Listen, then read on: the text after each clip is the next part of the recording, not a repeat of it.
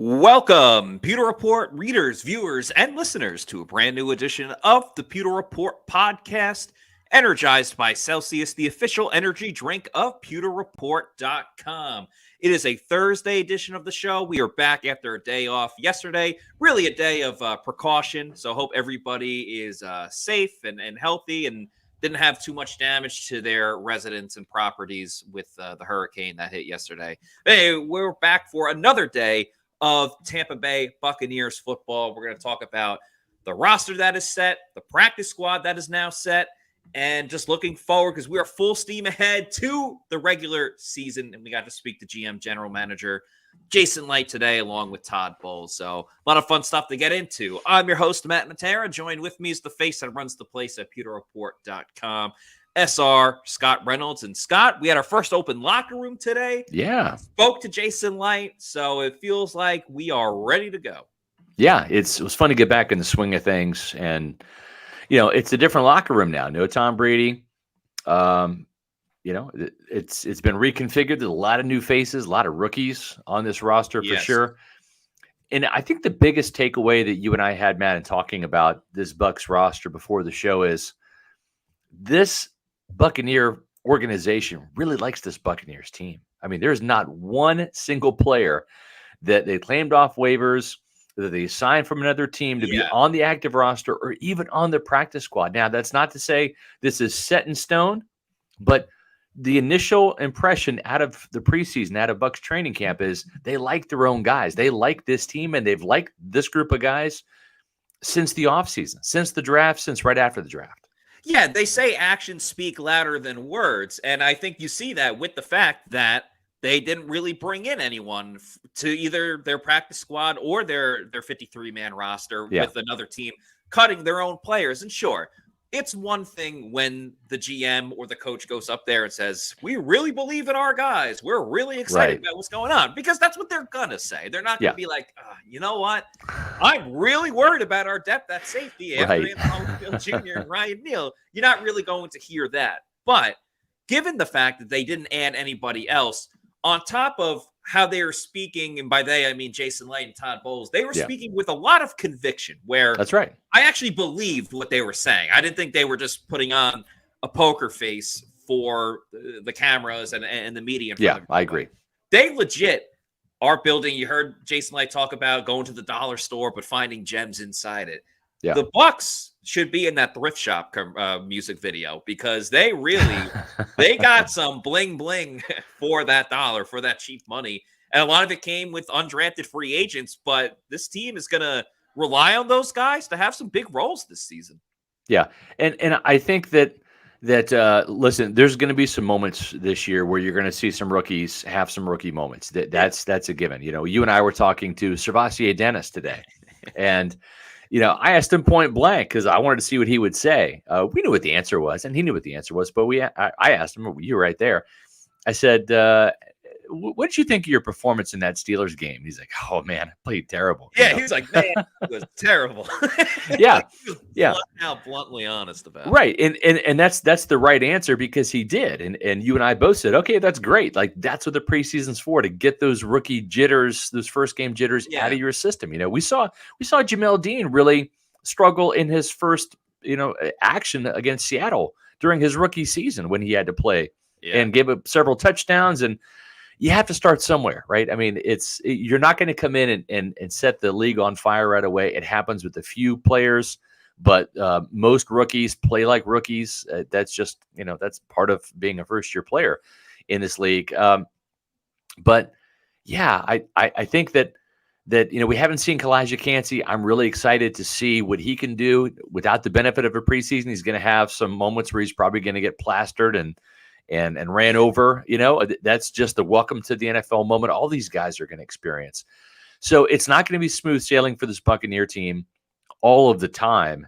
And some of these rookies are going to get exposed. They're going to give up touchdowns. They're going to miss blocks. They're going to fumble the ball, all those things, right?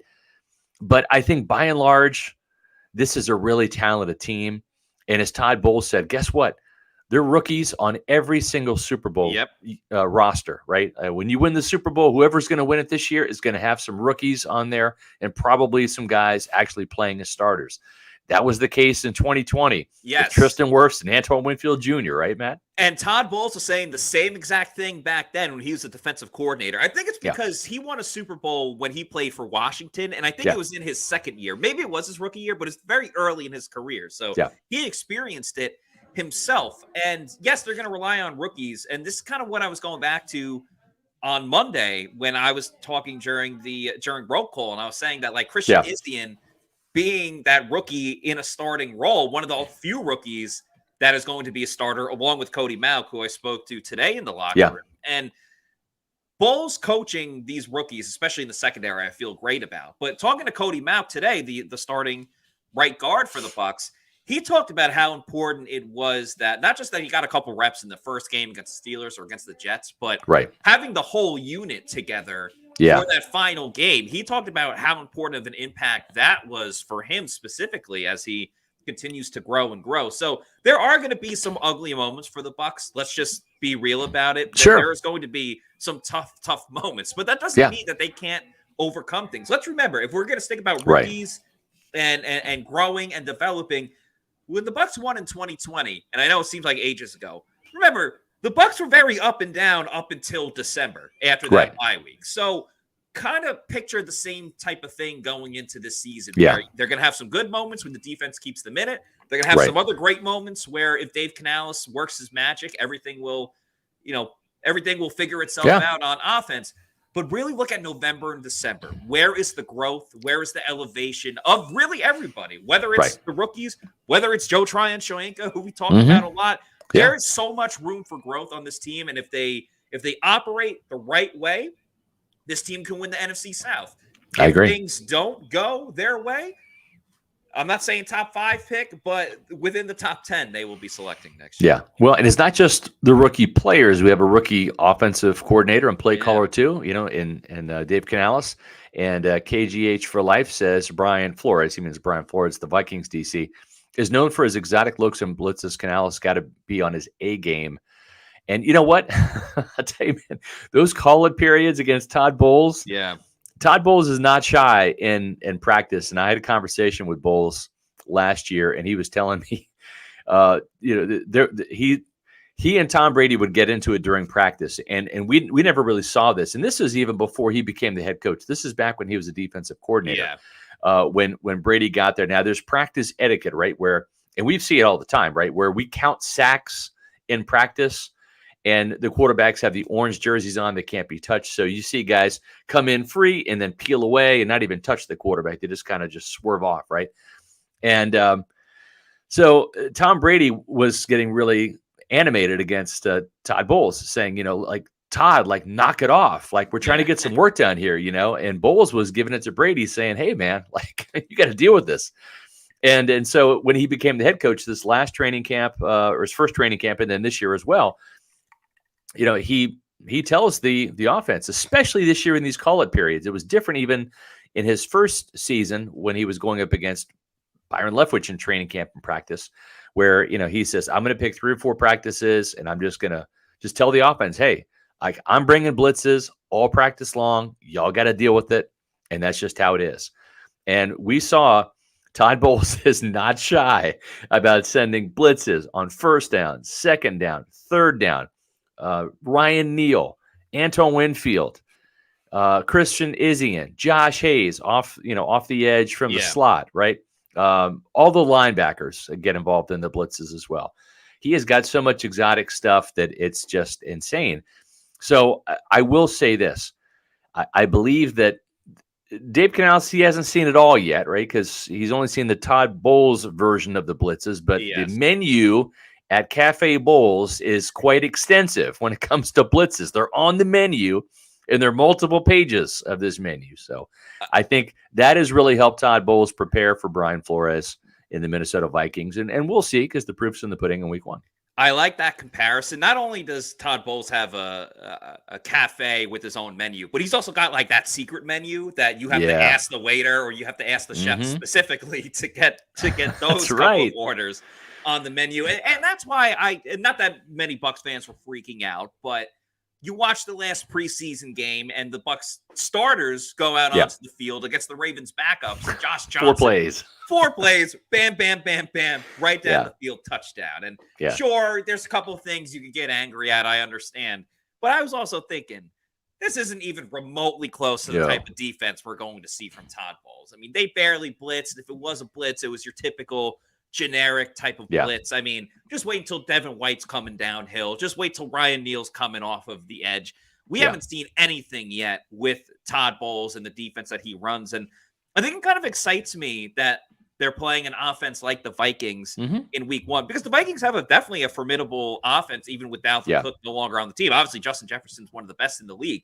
But Kirk Cousins, I feel like, can get fooled by Todd Bowles and the exotic defense that he gets going. And we'll break down Bucs versus Vikings way more next week when the following Sunday is an actual game day for the Buccaneers. But I'm sorry. Hold on a second, Matt. Did you mention game day? I did mention game day. Oh, we're going to have Pewter Game Day back this year. So, folks, we're excited about this. We'll get more into it next week. But just to let you know, the live stream Pewter Game Day shows are back. We called them Pewter Report Tailgate last year, but it's Pewter Game Day.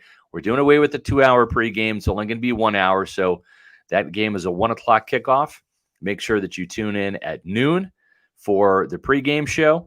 And then we'll have the live in-game analysis as well. So 1 hour pregame, and then the in-game analysis that you're going to get from Matt Matera and the Pewter Report staff is bar none.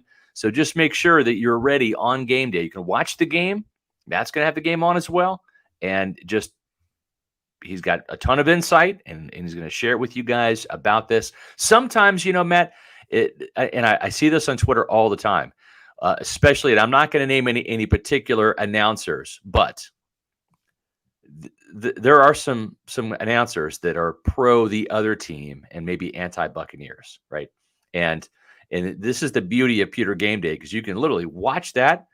We're not saying turn the TV off. Watch the game, maybe mute it and listen to what Matt and the Pewter Report staff have to say on game days, because that type of analysis is going to be all tailored to you, Pewter people, Buccaneers analysis. Exactly. We are looking through it through a Bucs lens, Bucs-centric. How does this affect the Bucs? And you know what?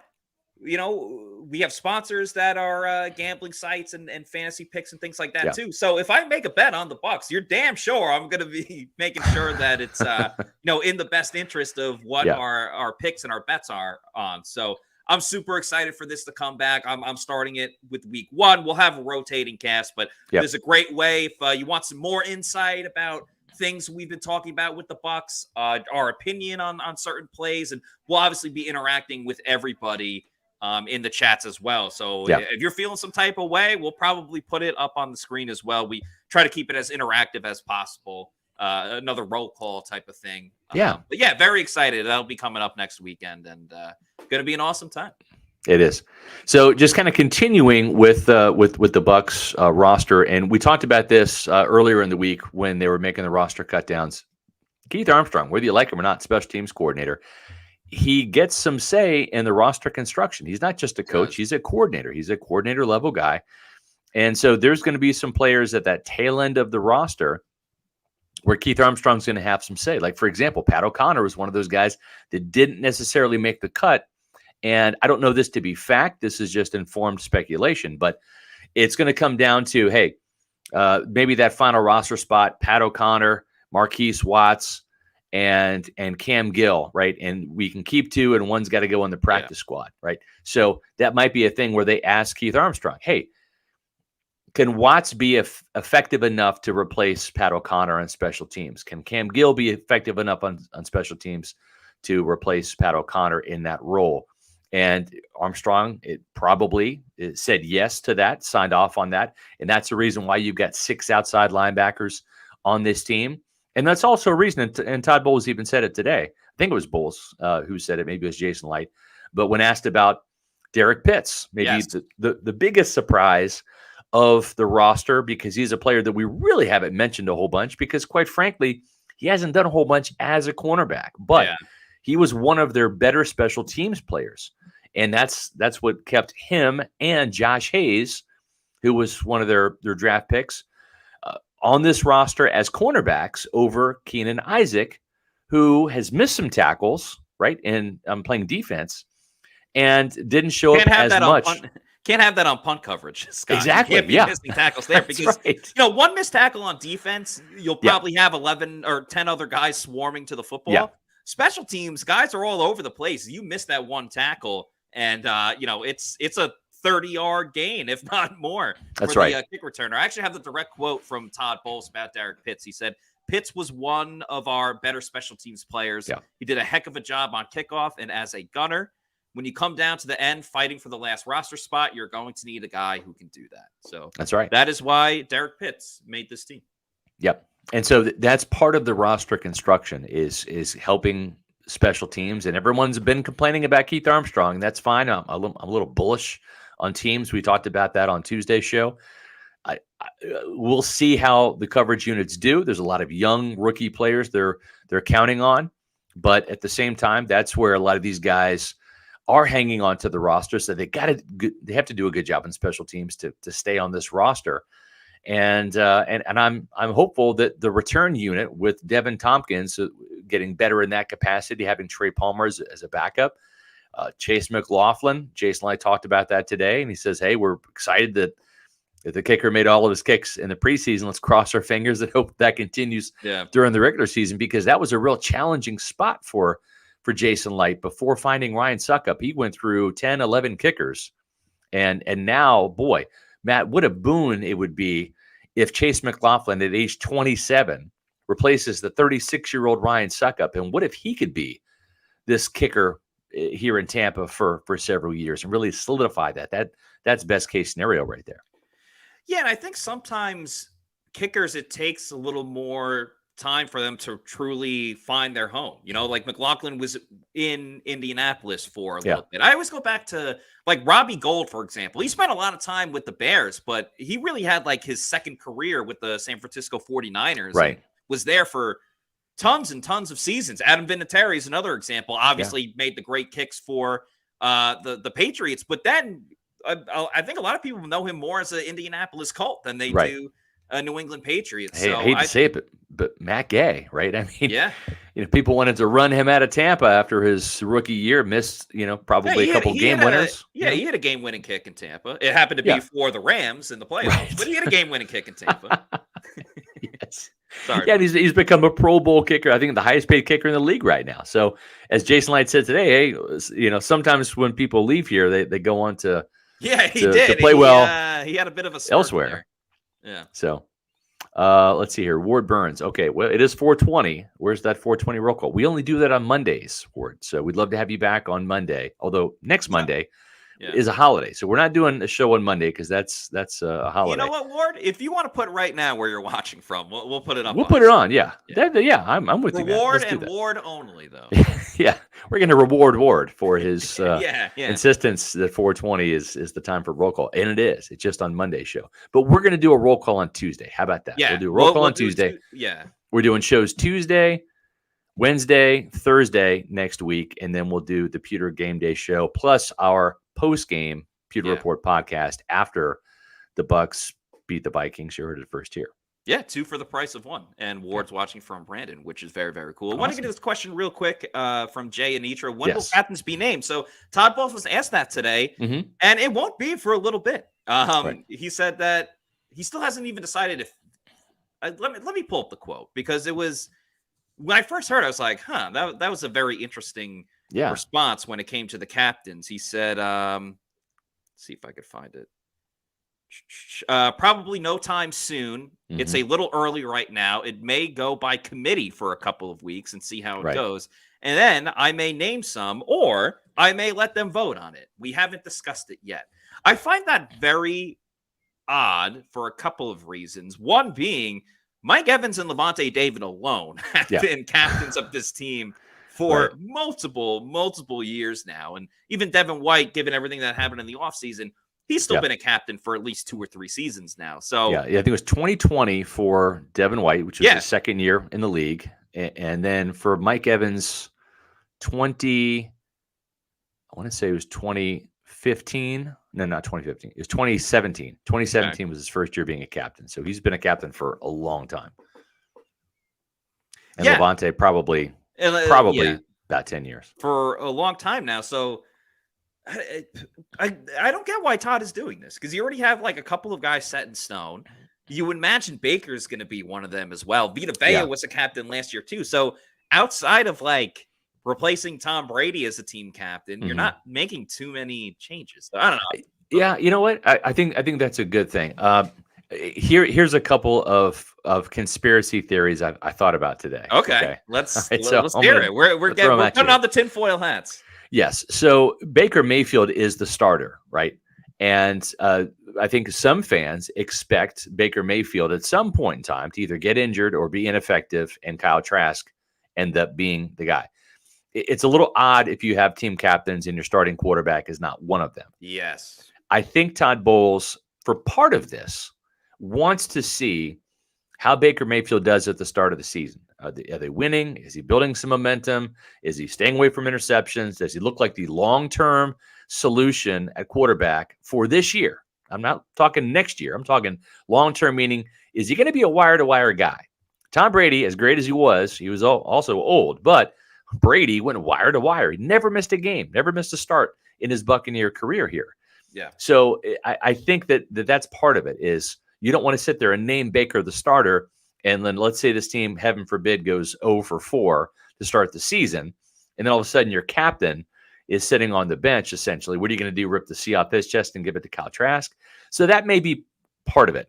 The other part of it, which is maybe not as negative as that was, the other conspiracy is, well, Tristan Wirfs, right? This is his offensive line now. Yeah. Ryan Jensen, he's done. And Wirfs is the most accomplished. He's the best. He's also the elder statesman, believe it or not, on this offensive line. Crazy, yeah, but he is. Okay, so let's see Tristan really step up and be the leader of that line the way Jensen was. Not with the fire and the brimstone and the red hair, but just lead in his own way. Step up and be that leader and say, this is my offensive line now, and we're going to roll with it, and get behind me. I'm the guy. And I think also Antoine Winfield Jr., right? Yeah. When you look at the guys in the mural, right? Chris Godwin's never been a team captain yet they put him up on the mural. Yeah. And if you ask anybody, Godwin was kind of the offensive leader. Mike Evans is going to have a C on his chest. That's a given.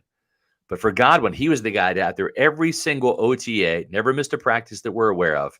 Absolutely. Helping the young players. He kind of deserves a C on his chest too. So I think for Bowles, he wants to kind of give the team, okay, now that we got a 53, let's see who kind of rises to the top here, because you have Winfield, you've got Vita Vea, who was a captain last year, led the team in sacks. He's on the stadium. You've got Levante, you've got Devin, you got four legitimate guys on defense, and then on offense, you got Wirfs, you got Godwin, you've got Evans, and probably Baker. You have four legitimate guys on offense, so a lot of guys to choose from, and I think that's part of the reason why Bowles is maybe waiting to see who kind of rises to the top. I think in Todd Bowles' perfect world, he would just have all defensive guys as captains. Yes. Or maybe have like five defensive guys, and Mike Evans can be a captain as well. But yeah, it's interesting how it'll play out. Maybe they'll do 4 captains and then 2 game day captains. Right. Where I saw the Giants just come out with 10 captains, Matt. Why not? Like, if you have, I don't even know you could do. I guess there's technically not a rule. What if they have like? What if they name like 45 captains? And there's a couple. Everybody gets a participation trophy. Yeah. You made the team. Here's your C. Put it on your chest. I don't know. It's like we are all leaders or something like that. Yeah. We want to spread the leadership around everybody. Exactly. We want to empower everybody with leadership abilities. But I don't see the harm in that. If Godwin, help with jersey sales. You got the C on the side. Of course, yeah. I mean, Godwin is just as much of a leader as Evans is. Give them both captains, right? And then give Wirfs a captain. And if Baker, give him a captainship too.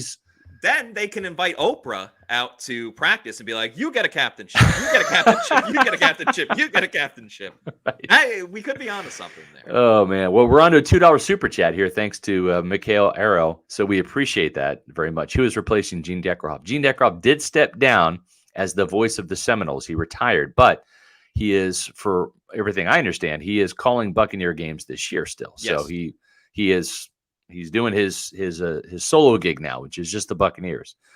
And it's interesting because in several years past, there's been times where Gene has had to really take private planes and catch flights and almost get police escorts from the airport to stadiums to make it from, say, well, not even Tallahassee. Sometimes it's like a road game for Florida State on a Saturday night.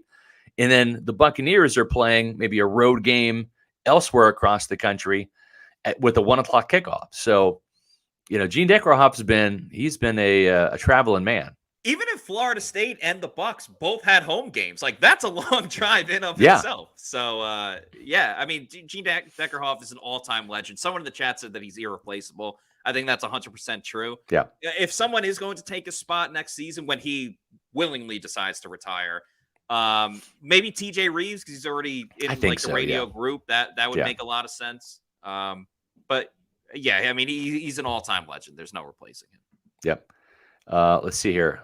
I think Matt should be an honorary team captain, leading us in the best Bucs coverage round. I agree. I'm going to give Matt a C. Grace, definitely a captain here at Pewter Report. First of all, thank you so much, Grace Point. I take that with so much honor. I gladly wear the C, but I'm rocking that C for Celsius, which of course is the presenting sponsor of the Pewter Report podcast. If I was captain, I'd be like, hey, we want to get that extra edge. Let's have a Celsius before the game. Of course, there's so many awesome flavors. Their newest one is the Cosmic Vibe, which is a sparkling fruit punch. They also got sparkling lemon lime, sparkling orange. The grape is great. Fuji apple pear, kiwi guava, Arctic Vibe is my personal favorite. So you get my point. There's a ton of awesome different flavors, strawberry lemonade as well. So if you need to know where to find a Celsius, go to the store locator on their website, punch in your address, and it'll tell you the closest geographical location where you can get a Celsius energy drink, whether that's your local health and fitness store, your Walmart, 7-Eleven, Target, or your bodega. And once you keep going to your bodega and you're like, I love having a Celsius energy drink, but I want more. I want to get them in bulk. That's when you go to Amazon, do the subscribe and save. Get that variety pack because, as I said, there's so many awesome flavors. Don't limit yourself to one. Get many different flavors because variety is the spice of life.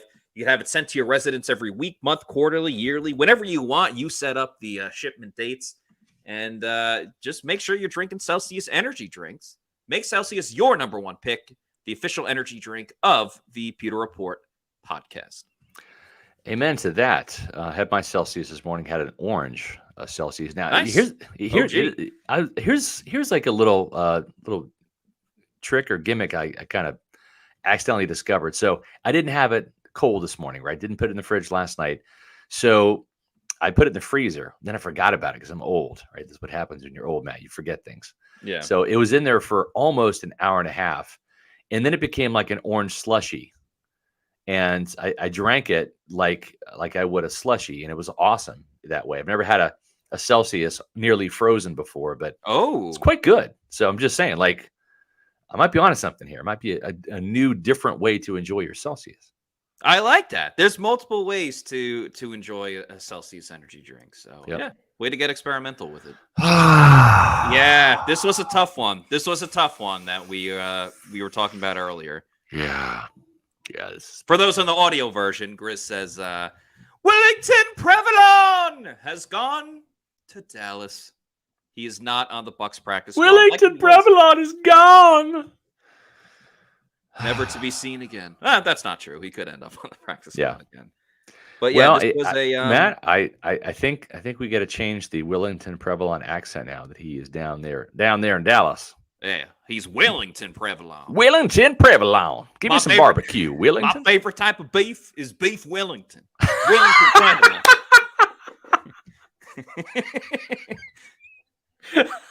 Yeah. Yes.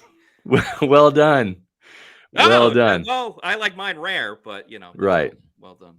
I'm with you. Yeah. Well, I'll tell you what, we got some clips here from Todd Bowles and Jason Licht. We talked to both of the members of the upper Bucs brass today. And, they were kind enough to grace us with their presence and do a little press conference today. Really only practice this week was indoors. Yeah. It was a very short practice. Yeah. Too. A couple players returned today, Matt. Yeah. There was, Mike Evans had been dealing with a little groin issue that Todd Bowles had mentioned. He practiced in full today. Still no KJ Britt, still no Antoine Winfield Jr. That's definitely something to monitor over the next week. No Kalijah Cancey either. Savase Dennis was out there today. We obviously spoke to him in the locker room. But yeah, let's get to some of these videos from Jason Licht and Todd Bowles. This first one is Jason Licht just kind of talking about constructing this roster, what he likes about it. And without further ado, Jason Licht. Just tell us about this group of players that you've assembled and really what makes you and Todd have such a conviction to essentially keep the guys that you've had primarily since the spring. Well, I think if you take a look at most teams, most teams will err on keeping their guys that they invested the time in and throughout the offseason. But in our particular case, yeah, you're right. We are very excited about our roster, our young guys, even some of the second, third year guys too. I think it's probably more excitement at this point than we've had in the past. Not to say that we haven't had some great, classes, rookie classes, but I think just overall with just the number, and they're not all going to make it throughout the year probably if you play the odds, but overall it's just collectively just a great group of not just players and talent. We didn't intentionally go out to get younger, but it just kind of worked out that way. Yeah, that kind of goes into what we were talking about earlier of, keeping the same guys, same group, not adding anyone else. But really the biggest thing for Jason Licht was the fact that 6 undrafted free agents made this team. Yeah. A couple guys obviously going to have big roles. Christian Izien, specifically. Marquise Watts was someone that has been talked about a lot recently, including today. So we'll get this first video of Licht talking about just the undrafted free agents. And then he talks a little bit more specifically about outside linebackers. Obviously, they kept 6. That was definitely something that caught the attention of everybody. So more from Jason Licht. Well, we kept 6 for now. Like I said, we knew that there would be a lot of opportunities for new faces, but I didn't necessarily think we were going to. If you would have told me back in April that we'd keep 6 undrafted rookies, I probably would have thought you were crazy. But it worked out. All of these guys they really exceeded our expectations or played very well throughout the offseason, and we're excited about every single one of them. So I think a lot of them are going to play big roles for us. Obviously, you know where a couple of them right now or most of them stand on the roster. But it's exciting times to see whenever you have a young team and you think you can compete with that young team. It's great. It worked out well for us. I mean, we're paying the bills right now. So it was. I think I've said this before. It was challenging for us, but it was fun. It was exciting. Anytime you challenge your staff to go find, like I said before, gyms and dollar store. There's kind of an excitement to it. That's what we get paid to do. That's what that's how we earned our bones early, like trying to kick the weeds and find guys. So it was a lot of fun for all of it. And before we get to Jason Licht talking about the outside linebackers, the fact that so many of these undrafted free agents made the team, I mean, they're definitely underdogs even to get on. So this is a perfect time to remind everybody about Underdog Fantasy and Best Ball Mania. Yeah. That is coming up next week. There is $15 million in total prizes, with $3 million going to the first place winner of that tournament. You just draft your team and you set it and forget it. There's no trades, no waivers. Don't have to worry about bye weeks or anything like that. It just accumulates the best score out of all the players on your team. It's a $25 entry, but Underdog Fantasy has so many different fun events that you can do. They have in-season tournaments that go, $10 million. You have a $5 million regular season pool. So many different fun events that you got going on. Of course, we're going to have Pewter Report's league that you can get involved with. So if you want to play with us or against us, you can hit us up, Scott at sr@pewterreport.com. I'm Matt at pewterreport.com. Josh Capo is josh.capo, QUEIPO @gmail.com. And Bailey Adams is Bailey J. Adams 22 @gmail.com. A ton of fun events you could do. The over-under is something that I'm a huge fan of at pewterreport.com. So check out Underdog Fantasy. Use that promo code Pewter, and you can get it going. So many fun, different things to do. Yeah, we're looking forward to it. So I had to push my draft out back. I was going to do it tonight, but I've had a schedule conflict. So actually, I'm going to go back probably Tuesday or Wednesday. I've emailed some people that have emailed me. Still time if you want to play me in fantasy football in my league, go ahead and do that. SR@pewterreport.com. We're going to be drafting either Tuesday or Wednesday. I'm trying to figure out what's best for everybody that wants to play, and we'll go from there. Let's get back to Jason Licht real quick. Talking about the outside linebackers and Marquise Swats specifically, who he compared him to. And it wasn't a football player. Yeah. JTS and Nelson had to play all of, I think, 3 games for you, but just what led to that decision? Another thing, we didn't go into this, offseason saying we're going to keep a certain number of pass rushers, but we have 7 if you count Jose. Right. And you just can't have too many of those guys. And just, injuries occur, and even without thinking of injuries, you just can't have enough pass rushers. So I think it's going to pay off for us a lot. And we're counting on that. Joe's had a great camp, and he's played very well. So, and now we need Logan to step up, like we mentioned Joe in the past, and Logan's been doing a good job, but we need him to step up too. But he really jumped off the tape even that very first time we had him in here on a tryout, because he's Gumby. He plays about this low to the ground, and he's very explosive off the edge. Like I said, he's smart, plays hard. He's got natural power. He's got a big upside. So we're very excited about him. I guess you can never have enough good pass rushers, right, from the edge. Yeah, I think we got very good football players at that position, and they were too good to let go, because I think one of them would have been picked up either way. And you can never have enough edge rushers. They'll make us create packages for them and do certain things so everybody can get on the field. First of all, I appreciate Jason Licht throwing in a damn it with referring him to Gumby. It just hits a little bit more. He's like Gumby, damn it. It just adds a little bit more. But I appreciate what Todd Bowles had to say as well. Just the thought process of keeping 6 outside linebackers. Yeah. From the outside eye, you might be like, that's kind of a lot for one position specifically. But the fact that Todd Bowles explained it as, we didn't think we'd be able to keep either one on the practice squad if we had to cut one of them. It just shows the thought process behind it. And it makes a ton of sense, too. Yeah. And of course, he was talking about Marquise Watts or Cam Gill, and Jason Licht saying, hey, Joe Tryon-Shoyinka has had a very good training camp and preseason, and he has. I think that still some more work to be done, but he did have quite a few pressures in that Ravens game. I thought that he showed off his repertoire of moves pretty well in limited duty. And Shaq Barrett, man, Shaq is back. He is. I don't know if he's 19 and a half sacks back. And I asked him about that today. I had a great, tremendous interview today, one-on-one with him, that I'm going to be writing a story on, that'll be on pewterreport.com this weekend. Make sure you check out this article. But the nuts and bolts of it is, Shaq said, I don't know if I'm 19 and a half sacks back, but 10 sacks, Pro Bowl. Yeah, I'm back there. And doesn't even think about the Achilles injury anymore. Yeah, the only time I think about the Achilles is not on the football field. It's when I'm in the weight room and I'm doing calf raises, because one calf is just stronger than the others, and I can feel it when I'm doing that. But anything on the football field, I don't even think about the Achilles injury anymore. And so some exciting news about Shaq. I'm encouraged that he is.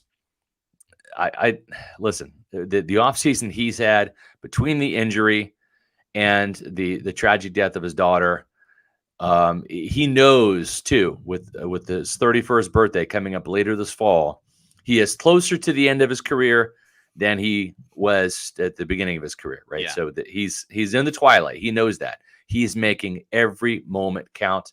He said, I know football can be taken away from me because I saw it happen last year, and I will be playing every single down like it's my last. So really good stuff coming from Shaq Barrett this weekend on pewterreport.com. Yeah, I was watching an interview recently, and it's a different sport, but I think it rings true to the NFL as well. I was watching an interview where there were the podcast I was listening to was interviewing Jaromir Jagr, the famous hockey player, and he was saying towards the end of Jaromir Jagr's career, he played well into his 40s. And he was on multiple teams, but he's saying I had to work just as hard, if not harder, because if you're 40 or in NFL world like 32 plus. If you struggle at an older age, they just say, "Oh, you're old, and we're going to cut you." If you're a young player, it's like, "Oh, you're still learning. You have time to make it up. You just had a bad week or whatever it was." But no, the older you get, it's just, you're older now. We're going to move on. So Shaq's starting to get into that category a little bit, even though still fairly young in the grand scheme of everything. But if he can get 10 sacks or 12 sacks, like Al Bundy was saying, I mean, that is a 2 thumbs up for the Bucs defense if they get that from Shaq Barrett. Yeah, no doubt. And I was talking to Will Golston today, one of my go-to guys. We know Will's a friend of the program. Yeah. He reads and respects Pewter Report. And I asked him about this Todd Bowles defense. And I said, without giving too much away, what can you tell me about, these packages that he can do with Kalijah, Cancey, and Logan Hall next to Vita Vea, right, with Shaq and JTS, and then Yaya and Anthony Nelson and Watts and blitzing Devin and Servassier and Levante David and all this. And he said, I can't tell you anything. Otherwise, I'm going to be giving it away. I can't even give you anything, Scott, because anything I say will give it away.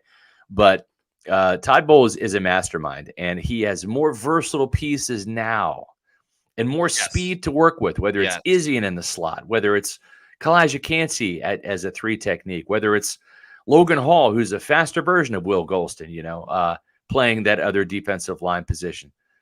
Just so much he can do. I'm excited about the tinkering that Bowles has been doing this offseason behind the scenes, the stuff he has not shown us in practice that he is going to be incorporating. They got the nuts and the bolts. They got the basics in there, but it's the ice cream is there, right? But it's the toppings. That's really what counts. And that's where Bowles excels. The sprinkles on the top, the syrup, all that stuff. And that's the stuff he's going to be putting in, those installs on a week-by-week basis to specifically attack specific opponents on a weekly basis. Now, let me ask you, Scott, there's one guy you mentioned in that group that I'm not extremely high on, and I don't know if it makes or breaks the Bucs defense, but as Jason Licht said earlier today, the Bucs go as the defensive line goes, at least on the defensive side. Where are you at with Logan Hall going into this season? Because I have my concerns. I'm personally not expecting a great deal of playmaking from Logan Hall going into this season. Yeah, I think that the team is just because, he's essentially a first-round draft pick. I mean, he was their first pick. He was a 33rd pick. Yeah, 33rd pick, right? So that by default, he's that guy. Last year, Todd Bowles did something that I don't want to say he regrets, but he put Logan in a lot of run stuffing situations to get him used to taking on double teams and really made it hard for Logan. And I think there might be some defensive coordinators out there that would have given Logan pass rush opportunities, using him more on third downs, et cetera, because that's really what he's used to. But I think Bowles' long-term strategy was, let's get this guy ready to bang in there and be physical as somebody who's going to be taking on double teams, stopping the run, et cetera, because that's where he needs the most growth. That's where he needs the most work. That's where he's going to need the most experience.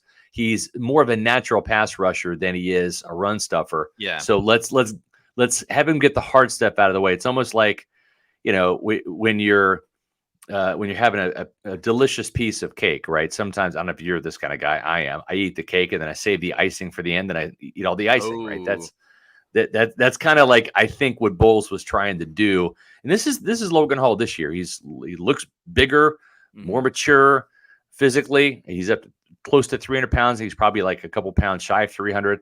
He's gained about 15 pounds of off-season muscle and mass. And I like the fact that Bowles played him a good deal in all of the preseason games. I think he probably could have played him even more, to be perfectly frank with you, but it is a 17-game season. He is going to be a starter. I think this is going to be Logan Hall's second rookie season. Okay. I think he knows what to do now because he has experience within the defense, and just mentally he knows what's going on, where I'm supposed to be. Listen, football is alignment and assignment, right? It's like, what's my alignment, and then what's my assignment? Am I aligned correctly? Okay. Do I have my right assignment? Do I know what I'm supposed to do? Okay, that's the first step of it. And I think he's got that down this year after going through that as a rookie. Now it's, how do I make the play? How do I use what I'm being taught technique-wise, right? Film study-wise against my opponent one-on-one. How am I going to beat this guy, win the line of scrimmage, make the tackle for loss, put the pressure on the quarterback, get the sack, etc.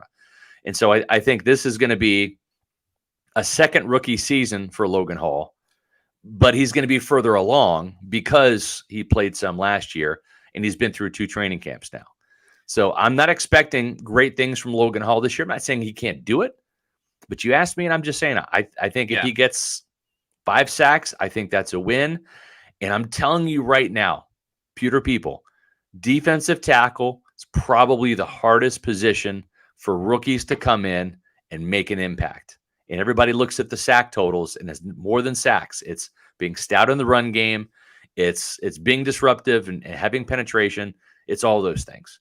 And so I think it's going to be a work in progress with Logan Hall. I've already kind of said that. I said that in 5 Hard Truths, my SR's Fab 5 column. Was it last week? Yeah. And I think that's where we are. It's, don't call him a bust, but it's going to be another rookie season for Logan Hall, and but one where he should be ascending a little faster than last year. I think there are 2 things that can really help Logan Hall. One of them being, and you kind of alluded to it before, let him play all 3 downs. Don't take him out after the first or second. I think you had a great analogy with the dessert and the cake. I would almost say it's like when you get dinner and you eat all of your broccoli and your vegetables first, so then you can enjoy the main course, whether it's the steak or the chicken. He only got the vegetables. He didn't get the sizzle of it all. And second, I think Logan can probably operate best with the spotlight not on him. You know, now that Calijah Cancey's here, and there's more focus on this team. Like, let's remember, he played at Houston. Houston isn't the team that everyone's tuning in to watch on Thursday or Saturday or whenever they're playing. They're just joining the Big 12 this year, and they were in a lower conference before. So I think him operating outside of the spotlight, you could see some moments where it's like, oh man, what a play from Logan Hall. That's right. He is a key contributor to this defense. So those are the things that I think he has going for him. Will he live up to that? It remains to be seen, but he's at least taken the first couple of steps, whether it's bulking up like we've talked about, just getting more reps in general, with Will essentially being the backup and Calijah Cancey not being there. So a couple things going Logan Hall's way, but he's got to pick it up for the regular season. I agree. Mikhail Arrow with another question here. Who were the last 2 on the practice squad? We alluded to that yesterday on Twitter. Patrick Laird, the running back, and Pat O'Connor. Both of those guys got re-signed to the practice squad. So again, the Buccaneers keeping all 53 of their own players on the 53, and then keeping all of their players from training camp and the preseason on their 16-person practice squad. So I've never seen that before, Matt, where the team has kept every single player that they've had on the team without making one swap or an adjustment. Doesn't mean it's not coming, but so far, this team is very happy with the players they've assembled on this roster. There are a number of odd things about the season, and that's just another one of them. As Mark Fisher has a question/comment. SR, Matt, do you think this team is better or worse than 2019? Seems like a good measure. Yeah. I think this is a really good question. Really good question. Fisher. Really good. I'll start it off. Yeah. I think this team is a little bit better than the 2019 team, because I think the biggest thing that held back the team in 2019 was the turnovers, obviously, on the offensive side of the ball. So really, it's whether are you saying 30 interceptions and 7 pick sixes are not ideal, Matt? Yeah, I'm saying 30 interceptions is bad. I think if Baker can hold on to the football, that automatically makes them better. You're talking about a more experienced Mike Evans and Chris Godwin, and a more experienced defense as well. Like that, Shaq went crazy with 19 and a half, but you have Shaq on this defense for a couple of years. Vita Vea has, way more, has been much better. Since 20. Devin White's better. Yeah. Devin White, Carlton Davis, and Jamel Dean. So I think the answer is this season's team. Now, the offensive line is clearly better in 2019 to a degree. You didn't have Tristan Wirfs. Right. And then also like tight end, I think was better in 2019. But there's a lot of pieces in 2023 that I think are better, mostly holding on to the football and just Mike and Chris just knowing that much more about how to make it in the NFL. Yeah, exactly. Well, if you want to learn how to make it in real estate, maybe you're looking to buy or sell a house, go to the Eric Gross Group. They're the official realtor of Pewter Report. And Eric is an avid Pewter Report reader, probably watching this podcast right now. And I'm just telling you, after getting a chance to know him, he is somebody you're going to want in your corner because this guy has got the playbook for success when it comes to real estate, people. The Eric Gross Group has done hundreds of transactions in this crazy real estate market. And Eric has got the experience for all types of situations. He's a gifted play caller when it comes to buying and selling houses in this market, especially. He's a Tampa native. His father was stationed at MacDill. So whether it's here in Tampa or maybe let's say you're moving from out of state into the state, he can also help you sell your house out of state because he's part of the eXp Realty Group. They have 85,000 agents across the country. So it's wire-to-wire help. It's not just, your property in Florida, whether you're selling or buying your home. It's where you're moving from and where you're moving to, or if you're moving around the state, he can help you with that as well. So the best part about this is Eric is a great guy, and their clients over at the Eric Gross Group are not just transactions; they're lifelong friendships. Don't let the stress of buying or selling the home keep you out of the game. Go to their website, housesinfla.com. That's housesinfla.com. It's a great website. You can view their inventory. They've got some great information up there by buying houses in this market and also in this real estate climate as well. Or you can give Eric a call. It's his personal cell number, 513-907-4271. That's 513-907-4271. This is a great weekend to do it. I'm sure there's some open houses around the area. If you're not on vacation, maybe call Eric and see what's shaking around here in terms of houses for sale. And no matter where you are in your home ownership journey, you're going to feel welcome at the Eric Gross Group, the official realtor of Pewter Report. Again, that website, housesinfla.com. By the way, this is not the last podcast of the week. We have one tomorrow. Since we didn't do a show on Wednesday, we're going to have one on Friday, and we have a returning guest. Yes. So tomorrow's episode is called Why the Bucs Believe They'll Win, and that's with returning guest Tyler Dunn from the Go Long website and his podcast, Go Long Podcast. Tyler had an awesome article a little while ago about Carlton Davis when we last had him on the show, and he was so much fun to talk to. We're bringing him back for tomorrow's episode. I'll be on with Tyler as he had another article about the Buccaneers, about why they believe they're going to be a winner this season. It's a great article, a lot of great stuff from Rashad White and Dave Canales. So very excited to have Tyler back on the show. Super fun to talk to, and we know that he'll bring it again on tomorrow's episode. That'll be at 4:00, just like our regularly scheduled programming. So a special Friday edition of the Pewter Report podcast. We're not going to let you down just because there's a hurricane, Pewter people, on Wednesday. We're going to bring it. We're going to bring it 4 times a week. So that's what we do during the regular season, 4 times a week with our podcasts. And then we do this bonus thing called Pewter Game Day as well. So you're going to get 3 podcasts. Next week, it'll be Tuesday, Wednesday, and Thursday because Monday is a holiday. And the Bucs, that they're going to be preparing for the Vikings, but we're going to have media access primarily Tuesday, Wednesday, and Thursday. And, and Todd Bowles is going to be excited about that. But I was going to show you there we go, Pewter Game Day. We're going to be going live on every game day, whether it's a Sunday, whether it's a Monday night game, Thursday night game. We'll have a 1-hour pregame show followed by a live in-game analysis from Pewter Game Day from the Pewter Report staff. So that's always fun. So make sure you tune into that next Sunday, not this Sunday, but next Sunday. So it's going to be cool. Speaking of this Sunday, Matt, you're going to be watching some college football, which would be fun. You're going to be doing some scouting. There's a couple of big-time pro prospects, including 2 quarterbacks the Bucs might be interested in. What game are you going to, Matt? Yeah, this Sunday, I can't wait. Going to the Florida State LSU game that is taking place in Orlando at Camping World Stadium. It's going to be fun just going to a game as a spectator. I love covering the Bucs. I love what we do at PewterReport.com. With this one, I'm strictly just watching as a fan. I hope Florida State wins. It's going to be an awesome time this Sunday. Florida State, LSU, kind of leaning towards the over in that game, but we'll see. Very much looking forward to that game. Yeah. Now, what's interesting about that is these two quarterbacks, maybe first rounders, certainly will be gone by day 2. Jaden Daniels, who returned to LSU, he won the starting job last year after transferring from Arizona State, where he was the quarterback with Rachaad White. That's his guy. So Jaden Daniels had a really good show. Matter of fact, the Buccaneers were kind of hoping he was going to come out this year. So keep that quiet. But Jaden Daniels was a guy they were interested in.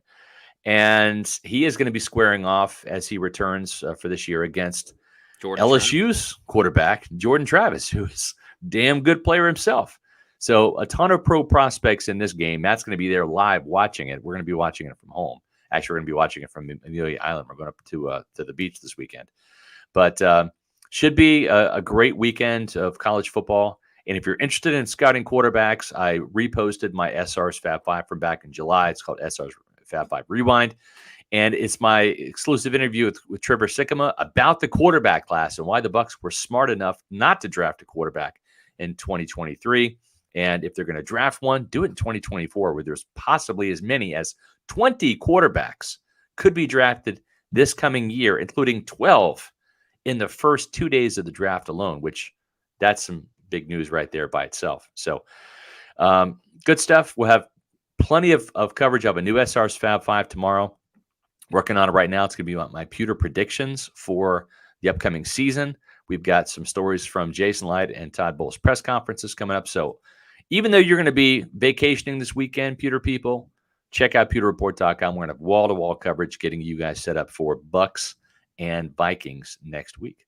That's right. And in the meantime, whether you're vacationing, partying, enjoying yourselves, whatever it is during this Labor Day weekend, make sure you're following us on our social media on X, formerly known as Twitter, Threads, Instagram, and Facebook at Pewter Report, and our YouTube channel is Pewter Report TV. We always got content coming out. We got a lot of stuff on our Instagram right now. We're also very close to 10,000 followers on Instagram, so please subscribe to all, but specifically Instagram, so we can get to 10K. And, of course, our YouTube channel, Pewter Report TV. Please like and subscribe to our channel. It's absolutely free. You just hit a button. That is it. But, yeah, please follow us on all of our social media. Yeah. And I'm going to Amelia Island, but I almost went to Colorado. I was thinking about it. Maybe go to Colorado this weekend. Nah, not this time. Bye week. At Muni Financial, we help you live in the now. Dude, congratulations. We're so happy for you. Thank you. And even though the now may feel very different, you still need to plan for the future. How's retirement treating you? Oh, just fantastic. I know I say it all the time, but you really got to come up to Colorado. Let's do it. All right. Yeah. We can help you develop that plan to keep you on track, so you can still prepare for tomorrow, today. Muni Financial. Plan ahead, stay ahead. On to the beach this weekend, but I'll make it back to the mountains, I promise. I love Colorado. Went out there in May. If you want to go to Colorado, maybe retire there, retire to Florida even. Managing your wealth means more to Muni Financial than simply allocating your assets or retiring, getting your retirement squared away with your retirement accounts. It means brokerage and advisory services, college savings accounts for the kids, insurance services. They can do it all at Muni Financial. With 40 years of experience, let Muni Financial help you plan ahead and stay ahead. Give them a call. Muni Financial, 1-800-868-6864, or visit them on the web at Muni.com.